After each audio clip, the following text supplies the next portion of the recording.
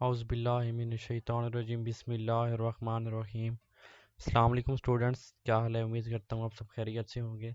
अच्छा, तो आज मैं आपके लिए मैथ 100 के आज जो है मिड टर्म की तैयारी के लिए एक मेगा फाइल लेके आया हूँ। तो आपसे वही एक रिक्वेस्ट, अगर आप हमारे चैनल पर न्यू हैं तो काइंडली हमारे चैनल को सब्सक्राइब कर दें ताकि आने वाली हमारी हर वीडियो का नोटिफिकेशन सबसे पहले आपको मिलता रहे। इसके अलावा अगर आप हमारे व्हाट्सएप कम्युनिटी में ऐड होना चाहते हैं तो डिस्क्रिप्शन में मैं लिंक दे दूंगा, तो आप वहां से ज्वाइन भी हो सकते हैं। और आप अगर आपको कोई पेड सर्विस चाहिए तो वो भी आप मुझसे व्हाट्सएप पे रब्ता कर सकते हैं। तो चलते हैं अपनी फ़ाइल की तरफ। तो हमारे पास जो सबसे पहला क्वेश्चन लिखता है, in the series 7 10 13 dot dot dot the 20th term is.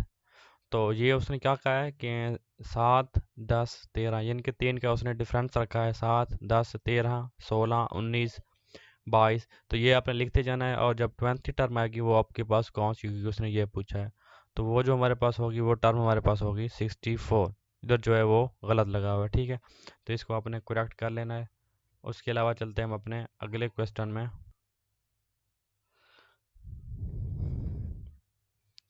तो अगले क्वेश्चन में वो लिखता है, graph is symmetric with respect to the region is the graph of an। तो इसका जो हमारे पास करेक्ट ऑप्शन है वो है इवन फंक्शन। तो इसको भी आपने जो है वो करेक्ट कर लेना है। इस फाइल में कुछ मिस्टेक्स थी जो मैंने करेक्ट किए हैं और उसके बाद आपकी तरफ जो फाइल वो लेके मैं आया हूँ। तो उसके अलावा हमारे पास अगला क्वेश्चन है, लिखता है in how many ways we get arrange the word Pashtun so that the vowel come together. तो इसका जो हमारे पास करेक्ट आंसर है वो ये वाला है 1440। इसको आपने देख लेना है। इसके अलावा चलते हैं अगले क्वेश्चन में। तो इधर लिखता है a set with no element is known as empty set. जिसके अंदर कोई एलिमेंट नहीं होता, खाली सेट होता है, तो उसको हम जो है वो एम्प्टी सेट कहते हैं। उसके अलावा चलते हैं अपने अगले क्वेश्चन में। तो इधर वो लिखता है the graph of quadric equation quadric function will be. Quadric function का ग्राफ होता है वो कौन सा होता है? वो पैराबोला होता है, ठीक है। ये भी बहुत इंपॉर्टेंट एमसीक्यूज है, इसको भी आपने जो है वो बहुत अच्छे से तैयार कर लेना है। उसके अलावा अगला क्वेश्चन लिखता है any matrix of order 1 + 1 multiply n is called row matrix, ठीक है। एक के साथ जब n मल्टीप्लाई हो रहा है, ठीक है, तो वो क्या होगा हमारे पास? वो इन द फॉर्म ऑफ रो होगा, जो कि क्या कहलाएगा? Row matrix. काला मैट्रिक्स भी आगे आएगा, उसका भी मैं आपको आगे सोल्यूशन समझाऊंगा। उसका लिखता है 10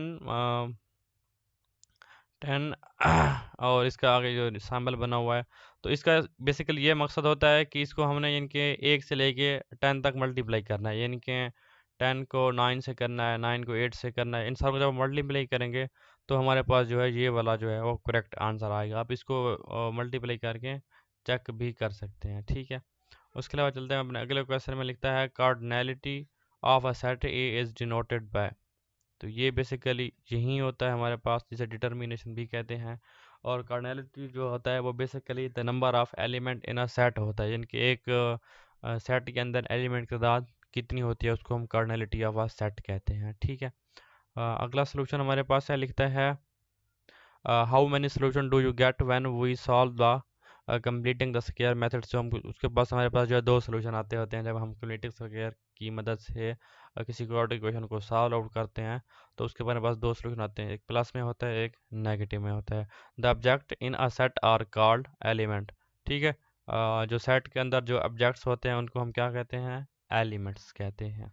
उसके अलावा चलते हैं अपने अगले क्वेश्चन में। तो इसमें लिखता है हमारे पास the solution of the quadratic equation is also known as is roots. जो क्वाड्रेटिक इक्वेशन को जब हम सॉल्व करते हैं, जो उसका आंसर आता है, तो उसको फिर हम क्या कहते हैं? उसके रूट्स कहते हैं, ठीक है। तो उसका रूट्स ही होते हैं। उसके अलावा चलते हैं अपने अगले क्वेश्चन में। तो इधर लिखता है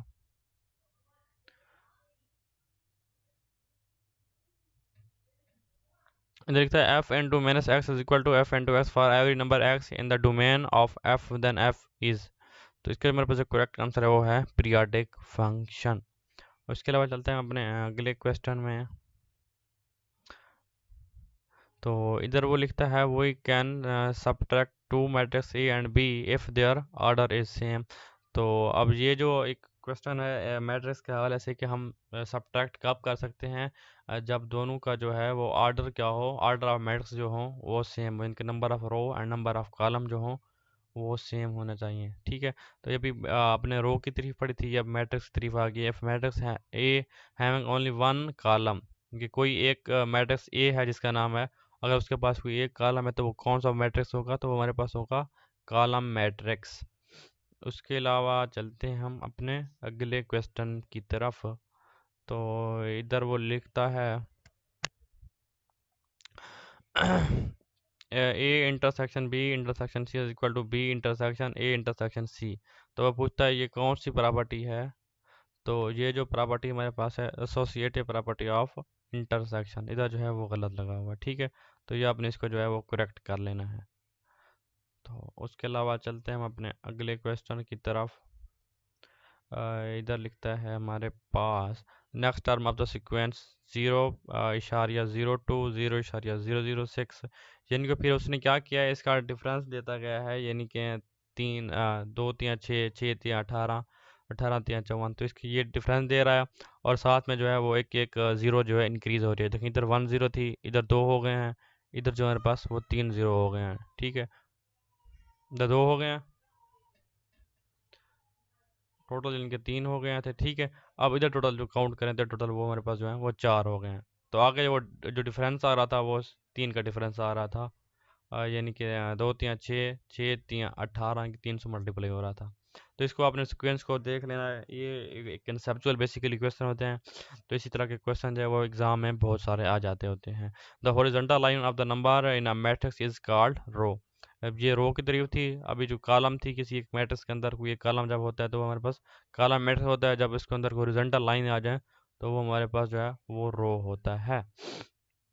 तो ये एक क्वेश्चन आया खड़ा है कि factorize x square minus 8x plus 12। जब इसको हम सॉल्व करेंगे बाय फैक्टराइजेशन तो हमारे पास ये जो है इसका करेक्ट आंसर आ जाएगा। ये आपको सॉल्व करने का तरीका तो आता होगा मेरे ख्याल के मुताबिक, तो वो आपने इसको देख लेना है। ऐसे सिंपल तरीका होता है, इसका कोई मुश्किल नहीं है। अगर कोई मुश्किल हो तो आप मुझसे पूछ सकते हैं। हाँ, तो अगला क्वेश्चन है, लिखता है set O of an odd positive integer less than 10 can be expressed.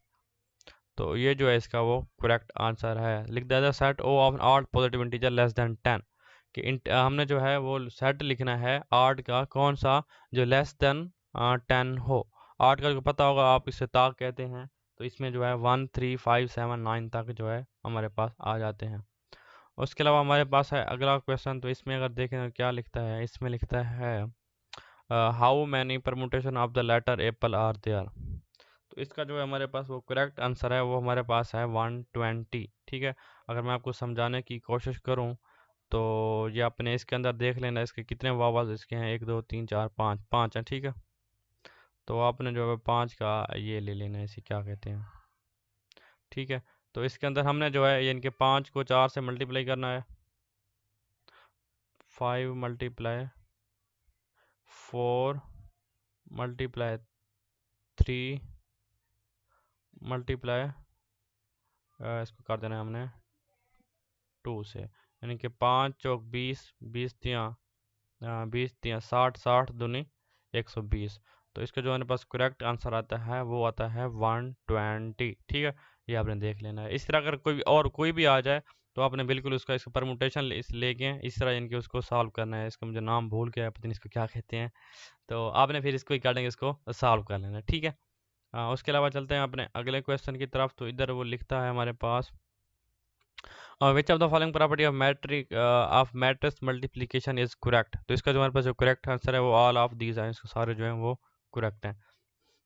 ठीक है, ये आपने देख लेना है। उसके अलावा चलते हैं अपने अगले क्वेश्चन की तरफ। तो इधर वो लिखता है a quadratic equation which can not be solve by factorization that will be solve by completing square. ठीक है, कंप्लीटिंग स्क्वायर से हम उसको सॉल्व कर सकते हैं, जो क्वाड्रेटिक इक्वेशन फैक्टराइजेशन से सॉल्व ना हो। उसके अलावा हम चलते हैं अपने अगले क्वेश्चन की तरफ। तो इधर वो लिखता है the set consisting of all second element of the each order pair in the relation is called range of an relation.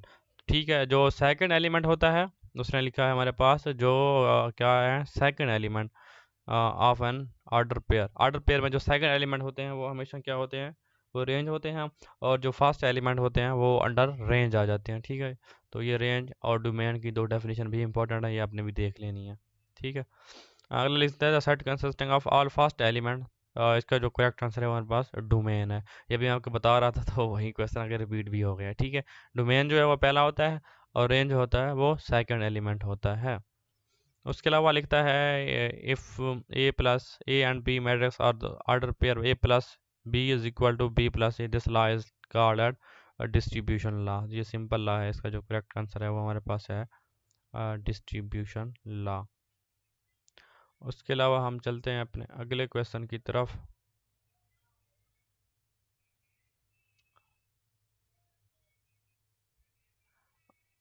अच्छा सॉरी, इसका मुझे लगता है इसका इन्होंने करेक्ट आंसर नहीं लगाया हुआ। इसका जो डिस्ट्रीब्यूशन ही है, इसका जो लॉ बनता है वो कम्यूटेटिव लॉ बनता है। ठीक है, वो आपने देख लेना है। ये इसका जो करेक्ट आंसर है वो हमारे पास क्या है, कम्यूटेटिव लॉ। ठीक है, डिस्ट्रीब्यूशन नहीं है, डिस्ट्रीब्यूशन में प्लस वाला आ जाता है, बना मल्टीप्लाई वाला।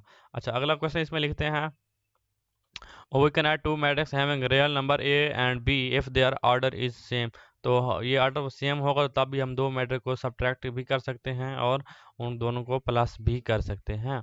इसके अलावा हमारे पास अगला क्वेश्चन है, लिखता है the eighth term in the series 2 6 18 54। और यानी कि ये हमने क्या करना है, इसको हमने 3 से मल्टीप्लाई करते जाना है। यानी कि 2 3 6 6 3 18 18 3 54।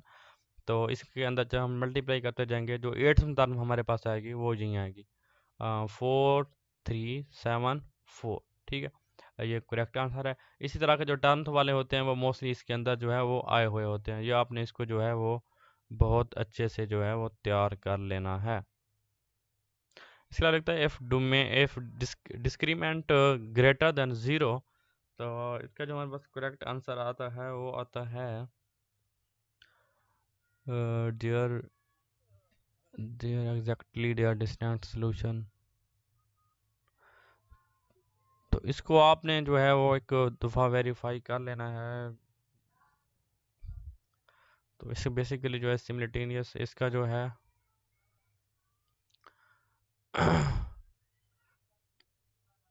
इसका, हाँ जी ठीक लग रहा है मुझे, there will be no real solution. तो मज़ीद आपने इसको जो है वो चेकआउट लाजमी कर लेना है। ठीक है, उसके अलावा चलते हैं अपने अगले क्वेश्चन की तरफ। तो इधर वो लिखता है हमारे पास इन अ cricket league the first round every team play a match with every team 9 team participate in the cricket league, how many matches will played first round। तो इसका जो हमारे पास करेक्ट आंसर आता है वो आता है 72। ठीक है, ये आपने इसको भी देख लेना है। अच्छा तो इसका जो अभी आंसर था इसका जो है इसका ये आंसर आता है there will be two disconnect solution. ठीक है, ये मुझे याद आ गया था, मैं इसको देख रहा था, there will be two disconnect solution. ठीक है, आपने इसको देख लेना है अच्छे से। उसके बाद चलते हैं अपने अगले क्वेश्चन की तरफ। तो इसमें लिखता है write set in the roster form the set of 5 each number divided by 3। ठीक है, रोस्टर में से हमने एक 5 नंबर वाला सेट लिखना है जो डिविजिबल हो, एग्जैक्टली डिविजिबल हो 3 के ऊपर। तो ये एक सेट है जो एग्जैक्टली डिविजिबल है 3 के ऊपर। इसके अलावा चलते हैं अपने अगले क्वेश्चन की तरफ। तो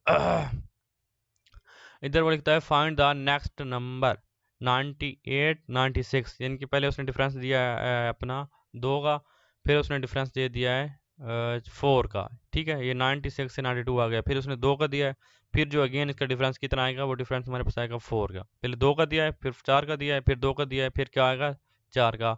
तो इधर लास्ट पे 90 है, 90 से जब हम 4 माइनस करेंगे तो हमारे पास 86 आ जाएगा। उसके अलावा चलते हैं हम अपने अगले क्वेश्चन की तरफ। तो इधर वो लिखता है हमारे पास a sine function is also a periodic with a period 360 degree and range from -1 to +1। ये इसका जो है हमारे पास करेक्ट आंसर है। उसके अलावा चलते हैं हम अपने अगले क्वेश्चन की तरफ। इधर लिखता है 11 33 55 97 99। यानी कि इधर मेरे ख्याल में इसमें यहाँ क्या हाँ डिफरेंस दिया है 20 का।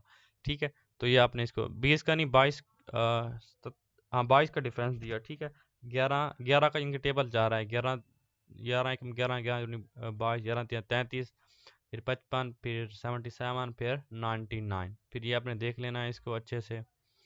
तो इसके बाद अगला क्वेश्चन लिखता है the set consisting of all number of pre image or input. Input जो होते हैं हमारे पास डोमेन होते हैं और जो रेंज होती है वो as in the form of output होती है। ठीक है, डोमेन जो होती है वो इनपुट होती है और जो रेंज होती है हो एज आ आउटपुट इस्तेमाल होती है। ठीक है, तो ये है फिर एक रूट्स वाला क्वेश्चन आया खड़ा है, ये आपने इसको भी सॉल्व आउट कर लेना। ये सिंपल होते हैं, इसके अंदर हमने जोड़े बनाने होते हैं। ठीक है, जोड़े अगर आपको बनाने का तरीका नहीं आता तो आप मुझसे वो भी सीख सकते हैं। ठीक है, इसका जो हमारे पास करेक्ट आंसर है वो है 2 एंड 6। उसके अलावा चलते हैं अपने अगले क्वेश्चन की तरफ, तो उधर देखते हैं क्या लिखता है। इधर लिखता है equation having same solution is called exponential. Exponential equation नहीं, इसका ये नहीं है, एक्सपोनेंशियल नहीं होती। इसका जो आंसर हमारे पास आएगा वो आएगा सिमुलेटेनियस इक्वेशन। ठीक है, ये आपने जो है इसको करेक्ट कर लेना है। ठीक है, तो ये फाइल के अंदर अगर आप फाइल से करते हैं तो फाइल में जो है काफ़ी सारी मिस्टेक्स होती हैं। तो कोशिश करें, मैं ये सजेस्ट करता हूँ कि यूट्यूब से आप जो है अपनी मीट की तैयारी करें। तो मेरा एक्सपीरियंस और मेरा जितना भी टाइम वीडियो के साथ गुजरा है, तो मुझे यही लगता है कि जो आपकी तैयारी यूट्यूब से हो कि वो तैयारी शायद आपकी उधर से ना हो, तो बेहतर आप यूट्यूब की ही मदद लिया करें। अच्छा, तो अगला क्वेश्चन लिखता है cos cos theta is positive in the first and fourth. तो काज होता है जो ये फर्स्ट और फोर्थ क्वाड्रेंट में पॉजिटिव होता है। ठीक है, ये आपने इसको अंदर देख लेना है। उसके अलावा अगला क्वेश्चन लिखता है इरेशनल नंबर आर, तो जे which can not be written in the form of fraction. तो इरेशनल वो होते हैं जो in the form of fraction ना लिखे जाए। ठीक है, उसके अलावा अगला क्वेश्चन है लिख जाता है set N A known as. तो ये सेट ऑफ जो है वो नेचुरल नंबर का एक हमारे पास सेट दिया हुआ है। ठीक है, ये आपने इसको जो है वो अच्छे से देख लेना है। ठीक है, ये सेट जो है बेसिकली जो 1 से स्टार्ट होते हैं वो नेचुरल वाले होते हैं, जो 0 से स्टार्ट होते हैं वो होल नंबर के सेट होते हैं। ठीक है, ये दो सेट आपने इसको जो है वो लाजमी देख लेना है। इसके अलावा आज की ये फाइल थी मेरे पास, जो इतने मैंने हमसे इसके अंदर तैयार किए थे। तो आज के लिए फिर ये काफ़ी है। तो अगर आपको ये फ़ाइल चाहिए या आपको मीट के हवाले से कोई भी इन्फॉर्मेशन चाहिए, तो आप मेरे व्हाट्सएप नंबर पे मुझसे कांटेक्ट कर सकते हैं। और आपसे एक वही रिक्वेस्ट कि अगर आप हमारे चैनल पे न्यू हैं तो काइंडली सब्सक्राइब कर दिया करें। आपके एक सब्सक्राइब से कुछ नहीं होता, लेकिन हमें इससे मोटिवेशन मिलती है। ठीक है, अब इसमें तकरीबन मैंने 60 से 70 प्लस MCQ जो सॉल्व करने की कोशिश की है। तो अगर फिर भी आपको और वीडियो चाहिए तो आप मुझे कमेंट सेक्शन में अपनी राय से ज़रूर आगाह कीजिएगा। तो इंशाल्लाह एज़ सून एज़ पॉसिबल मैं इसके ऊपर काम करके एक और वीडियो भी अपलोड कर दूंगा। ठीक है, तो इसके अलावा दीजिए अपने मेज़बान शहबाज अस्लम को इजाज़त। मिलते हैं फिर नेक्स्ट वीडियो में, तब तक के लिए फ़ी अमान।